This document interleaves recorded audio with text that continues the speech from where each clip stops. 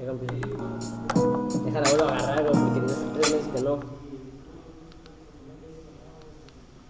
Dice GGG. Otra más, préndelo, carnal. Preso.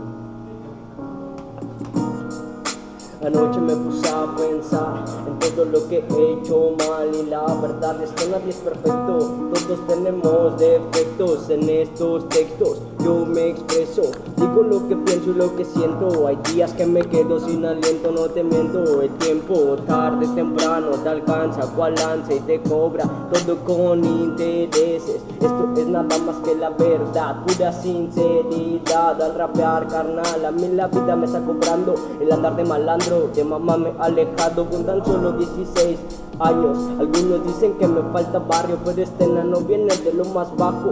Y el respeto por mi barrio lo tengo ganado. Rapeando ando, buenas rimas soltando. Un tiro yo sí me vengo pegando con la vida, porque siempre hay que atorarle y huevos echarle. Por más que la situación se mire densa. Checa. Este es el flow de la yeca, este es el flow de la yeca. Esta vida es una mierda, mejor prendo otro más de hierba. Entre que son pedazos manzana, yo sigo rapeando toda la semana.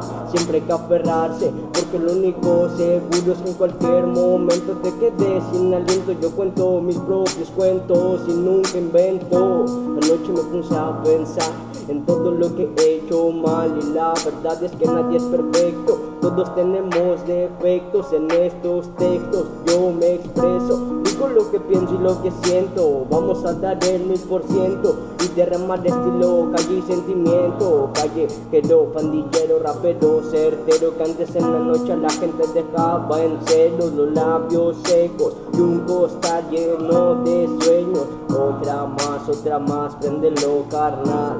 Déjate llevar al ritmo de esta instrumental.